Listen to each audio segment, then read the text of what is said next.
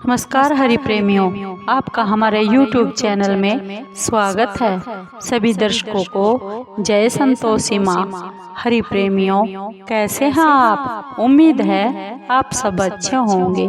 आइए आज का प्रसंग शुरू करते हैं। आज का प्रसंग है जय संतोषी माँ, संतोषी माँ की कहानी। हरि प्रेमियों, संतोषी माँ की कहानी शुक्रवार की होती है।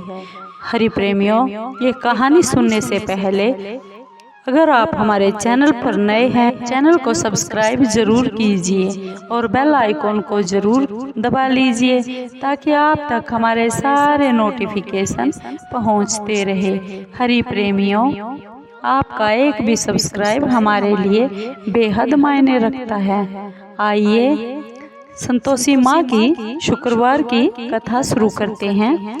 हरि प्रेमियों, शुक्रवार के दिन माँ संतोषी का पूजन, व्रत, उपवास किया जाता है। इस पूजा के दौरान माँ संतोषी की पूजन आरती करके फिर अंत में माँ की कथा सुनी जाती है। आइए संतोषी माँ की कथा सुनते हैं।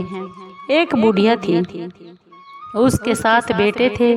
6 बेटे कमाने वाले थे, जबकि एक बेटा निकम्मा था। बुढ़िया अपने 6 बेटों के लिए रसोई बनाती, भोजन खिलाती और उनसे जो भी कोई जूठन बचती रहती वह अपने 7वें बेटे को दे देती थी। एक दिन की बात है, वह अपनी पत्नी से बोला, देखो मेरी माँ मुझसे कितना प्यार करती है। उसकी पत्नी बोली, हाँ हाँ क्यों नहीं, सबका जूठन भी तो आपको ही खिलाती है। वह बेटा बोला, ऐसा नहीं हो सकता, मैं जब तक अपनी आंखों से देख ना लूं तब तक मैं मान नहीं सकता। छोटी बहू बोली, देख लोगे तब तो मान लोगे। कुछ दिन बाद त्योहार आ गया। घर में 7 प्रकार के भोजन और चूरमे के लड्डू बना दिए गए। वह जांचने के लिए सिर दुखने का बहाना कर पतला सा कपड़ा ओढ़ कर रसोई घर में सो गया। वह कपड़े में से सब देखता रहा। 6 भाई उसके भोजन करने के लिए आए। माँ ने उनको सुंदर सुंदर आसन बिछाए, तरह तरह की रसोई परोसी और उन्हें प्यार से जिमाया और वह देखता रह गया। 6 बेटों के भोजन करने के उठने के बाद फिर माँ ने उनकी झूठी थालियों में से लड्डुओं के टुकड़ों को उठाकर एक लड्डू बनाया और जूठन साफ कर उस बुढ़िया माँ ने अपने 7वें बेटे को पुकारा, बेटा उठ, 6 भाई भोजन करके जा चुके हैं, अब तू ही बाकी है, उठ, तू कब खाएगा। वह 7वां बेटा कहने लगा, माँ मुझे भोजन नहीं करना, अब मैं परदेश जा रहा हूँ। माँ ने कहा, कल जाता है तो आज चला जा। वह बोला, हाँ माँ मैं आज ही जा रहा हूँ। यह कहकर वह घर से निकल गया। जब वह 7वां बेटा परदेश जाने लगा, चलते समय उसको अपनी पत्नी की याद आई। वह गौशाला में उपले थाप रही थी। वहां जाकर अपनी पत्नी से बोला, हम जावे परदेश आवेंगे कुछ काल, तुम रहियो संतोष से धर्म आपनो पाल। उसकी पत्नी बोली, जाओ पिया आनंद से हमरो सो छटाए, राम भरोसे हम रहे ईश्वर तुम्हें सहाय। 2 निशानी आपन देख धरू मैं धीर, सुधीमती हमारी बिसारियो रखियो मन गंभीर। वह बोला, मेरे पास तो कुछ भी नहीं है निशानी देने के लिए, यह अंगूठी है सो तुम ले लो और अपनी कुछ निशानी मुझे दे दो। उसकी पत्नी बोली, मेरे पास क्या है, मेरे पास तो यह गोबर भरा हाथ है। यह कहकर उसने उसकी पीठ पर गोबर के हाथ की थाप मार दी और वह चल पड़ा। चलते चलते दूर देश पहुंच गया। वहाँ एक साहूकार की दुकान थी। वहाँ पर वह जाकर कहने लगा, भाई मुझे नौकरी पर रख लो। साहूकार को नौकर की जरूरत थी। बोला, रह जा। लड़के ने पूछा, तनख्वाह क्या दोगे? साहूकार ने कहा, काम देखकर दाम मिलेंगे। साहूकार की नौकरी मिल गई। वह सुबह 7 बजे से 10 बजे तक नौकरी करने लगा और कुछ दिनों में दुकान का सारा हिसाब किताब, लेन देन, ग्राहकों का माल बेचना, सारा काम करने लगा। साहूकार के 7-8 नौकर थे, वे सब चक्कर खाने लगे, यह तो बहुत ही होशियार बन गया है। सेठ ने भी उसका काम देखा और 3 महीने में ही उसे आधे मुनाफे का अपना हिस्सेदार बना लिया। वह कुछ वर्ष में ही नामी सेठ बन गया और मालिक सारा कारोबार उस पर छोड़कर चला गया। इधर उसकी पत्नी को सास ससुर इतना दुख देने लगे, सारी गृहस्थी का काम करा के उसे लकड़ी लेने जंगल में भेज देते थे। इस बीच घर के आटे से जो भूसी निकलती थी उसकी रोटियां बनाकर रख दी जाती थी और फूटे नारियल की नारेली में उसे पानी दिया जाता। एक दिन वह लकड़ी लेने जा रही थी। रास्ते में बहुत सी स्त्रियां संतोषी माता का व्रत करती हुई उसे दिखाई दी। वह वहां खड़ी होकर कथा सुनने लगी और उनसे पूछने लगी, बहनों, तुम किस देवता का व्रत करती हो और उसके करने से क्या फल मिलता है? अगर तुम इस व्रत का विधान मुझे समझा कर कहोगी तो मैं तुम्हारा बड़ा एहसान मानूंगी। तब उनमें से एक स्त्री बोली, सुनो बहन, ये संतोषी माता का व्रत है। इसके करने से निर्धनता, दरिद्रता का नाश होता है और जो कुछ मन में न होती है वह सब संतोषी माता जी की कृपा से सब पूरी हो जाती है। तब उसने उनसे व्रत की सारी विधि पूछी, नियम पूछे। वह भक्तनी स्त्री बोली, 1.25 आने का गुड़ चना लेना, इच्छा हो तो 5.25 आने का भी ले लेना या 1.25 रुपए का भी, जैसी तुम्हारी सहूलियत है उसके अनुसार ले लेना। बिना परेशानी और श्रद्धा व प्रेम से जितना भी बन पड़े 1.25 लेना। हर शुक्रवार को निराहार लेकर कथा सुनना और इसके बीच कर्म टूटे नहीं, लगातार नियम का पालन करते रहना। कोई कथा सुनने वाला ना मिले तो घी का दीपक जलाकर उसके आगे या फिर जल का पात्र को या जल का लोटा सामने रखकर कथा को कहना। जब कार्य सिद्ध ना हो नियम का पालन करना, जब तक कार्य सिद्ध ना हो तो नियम का पालन करते रहना और कार्य सिद्ध हो जाने पर व्रत का उद्यापन कर देना।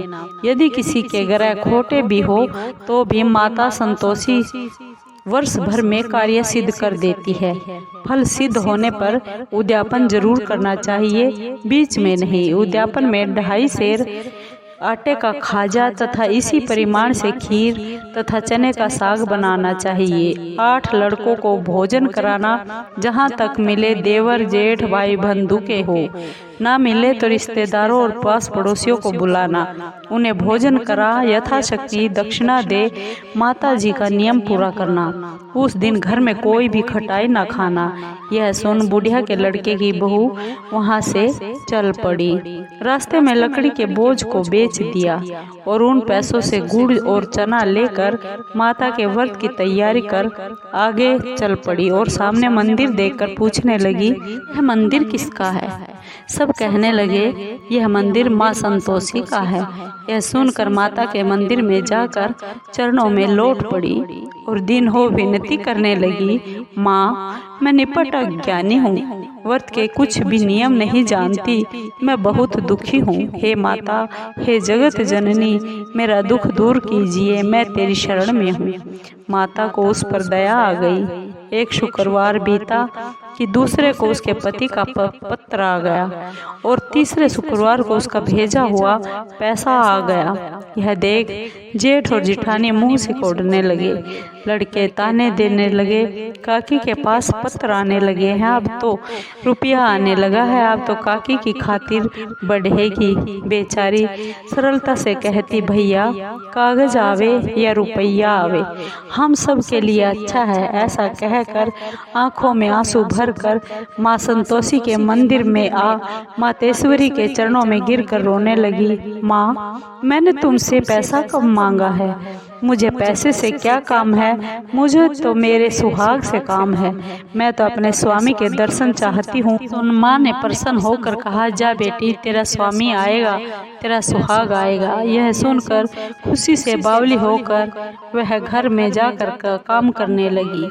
अब संतोषी माँ विचार करने लगी, इस भोली पुत्री को मैंने कह तो दिया कि तेरा पति आएगा, लेकिन आएगा कहाँ से? वह तो इसे सोपन में भी याद नहीं करता। उसे याद दिलाने के लिए तो मुझे ही जाना पड़ेगा। इस तरह माताजी संतोषी माँ ने उस बुढ़िया के बेटे के पास जा स्वप्न में प्रकट होकर कहने लगी, साहूकार के बेटे सो रहा है या जाग रहा है? वह कहने लगा, माँ सोता भी नहीं और जागता भी नहीं हूँ, कहिए क्या आज्ञा है? माँ कहने लगी, तेरे घर बार कुछ है कि नहीं? वह बोला, मेरे पास सब कुछ है, माँ है, बाप है और बहू है। माँ क्या कमी है मेरे पास? माँ बोली, भोले पुत्र तेरी बहू घोर कष्ट उठा रही है, तेरे माँ बाप उसे बहुत परेशानी दे रहे हैं, वह तेरे दर्शन के लिए तरस रही है, तू उसकी सुध ले। वह बोला, हाँ माताजी यह तो मुझे मालूम है, परंतु मैं जाऊं कैसे? परदेश की बात है, लेन देन का कोई हिसाब नहीं, कोई जाने का रास्ता नहीं नजर आता, कैसे मैं चला जाऊं?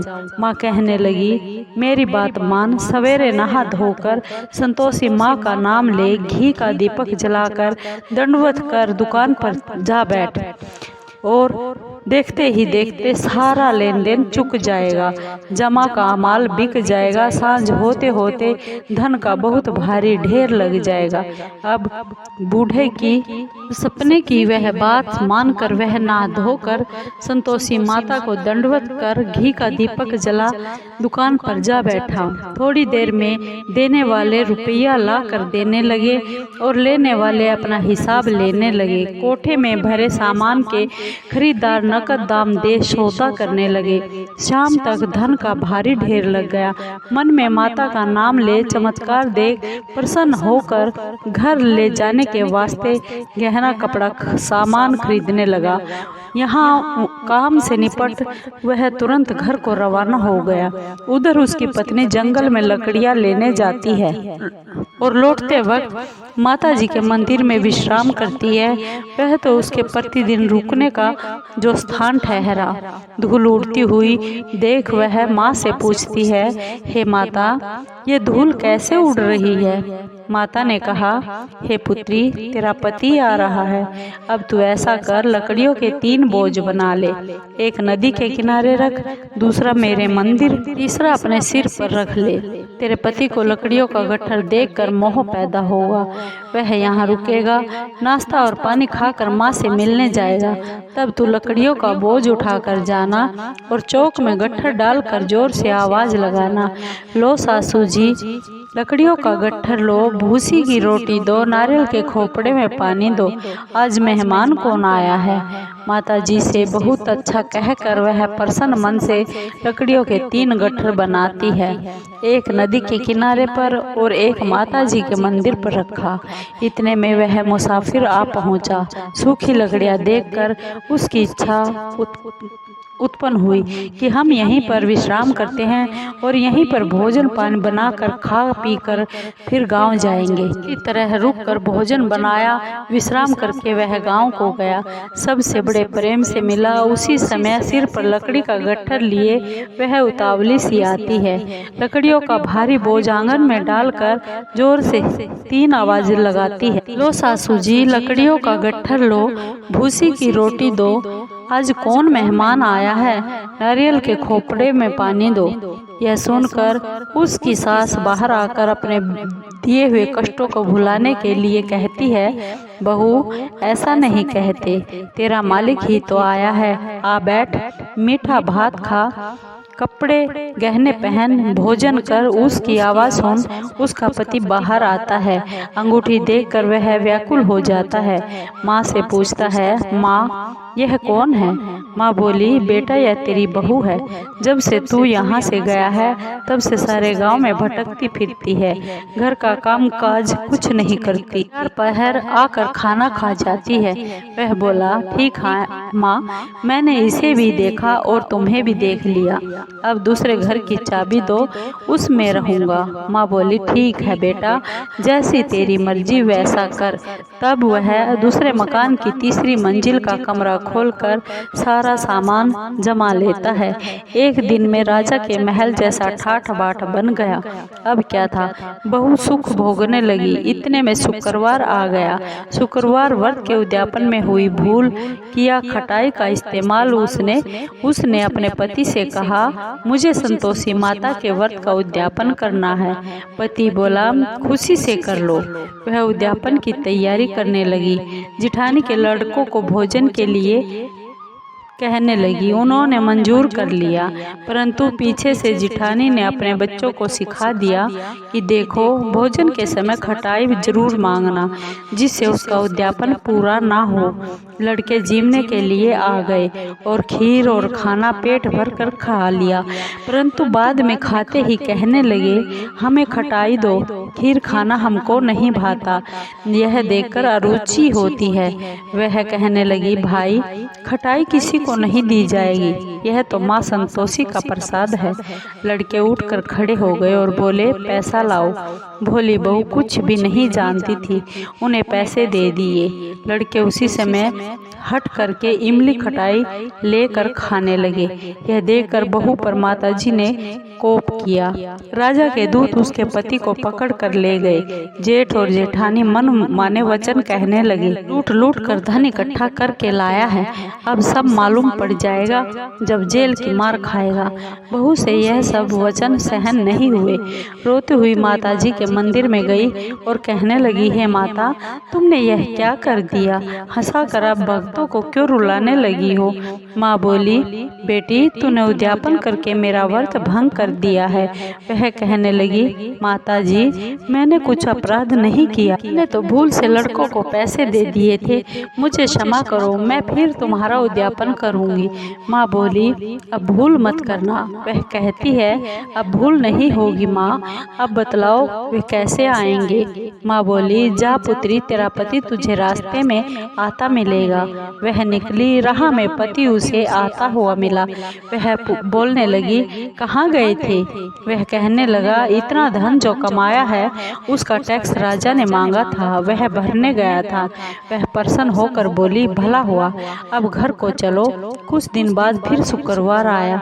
वह बोली, मुझे फिर से माता जी का उद्यापन करना है। पति ने कहा, करो। बहू फिर जेठ के लड़कों को भोजन के लिए कह कर आई। जेठानी ने एक दो बातें सुनाई और सब लड़कों को फिर से सिखाने लगी, तुम सब लोग पहले की तरह खटाई मांगना। लड़के भोजन से पहले कहने लगे, हमें खीर नहीं खानी, हमारा मन मचलता है, हमारा जी बिगड़ता है, कुछ खटाई खाने के लिए दे दो। वह बोली, खटाई किसी को भी नहीं मिलेगी, आना हो तो आओ। वह ब्राह्मण के लड़कों को लाकर भोजन कराने लगी और यथाशक्ति दक्षिणा देकर एक एक फल उन्हें दक्षिणा में दिया। माँ संतोषी बहुत प्रसन्न हो गई। ताकि कृपा से उसे 9वें मास में उसके घर चंद्रमा के समान सुंदर पुत्र प्राप्त हुआ। पुत्र को पाकर प्रतिदिन माता जी के मंदिर में वह जाने लगी। माँ ने सोचा, यह रोज आती है, आज क्यों न मैं इसके घर चलूं। विचार कर माता ने भयानक रूप बना लिया। गुड़ और चने से सना मुख, ऊपर सूंड के समान होठ, उस पर मक्खियां भिन भिन कर रही थी। देहली पर पैर रखते ही उसकी सास जोर से चिल्लाई, देखो रे, कोई चुड़ैल डाकिन चली आ रही है, लड़कों इसे भगाओ, नहीं तो यह हम सब को खा जाएगी। लड़के भगाने लगे, चिल्लाकर खिड़कियां बंद करने लगे। बहू रोशनदान में से देख रही थी। प्रसन्नता से पगली बन चिल्लाने लगी, आज मेरी माताजी मेरे घर पर आई है। वह बच्चे को दूध पीने से हटाती है। इतने में सास का क्रोध फट पड़ता है। वह बोली, देखो क्या उतावली हुई है, बच्चे को भी पटक दिया। इतने में माँ के प्रताप से लड़के ही लड़के नजर आने लगे। वह बोली, माँ, मैं जिसका व्रत करती हूँ यह वही संतोषी माता है। सबने माता जी के चरण पकड़ लिए और विनती कर कहने लगे, हे माता, हम मूर्ख हैं, अज्ञानी हैं, तुम्हारे व्रत की विधि को हम नहीं जानते। व्रत भंग कर हमने तो आपका बड़ा अपराध किया है। हे जगत जननी माता, आप हमारा अपराध क्षमा कीजिए। इस प्रकार माता प्रसन्न हो गई। बहू को प्रसन्न हो, जैसा फल दिया वैसा माता सबको दे। जो पढ़े उसकी भी मनोकामना पूर्ण हो और जो सुने उसकी भी मनोकामना पूर्ण हो। बोलो संतोषी माता की जय। प्रेमियों, आपको ये माँ संतोषी की व्रत कथा कैसी लगी? अगर आपको अच्छी लगी हो तो प्लीज चैनल को सब्सक्राइब कीजिए, लाइक कीजिए, शेयर कीजिए और कमेंट जरूर कीजिए, क्योंकि आपके कमेंट का हमें बेसब्री से इंतजार रहता है। हरि प्रेमियों, जय संतोषी माँ।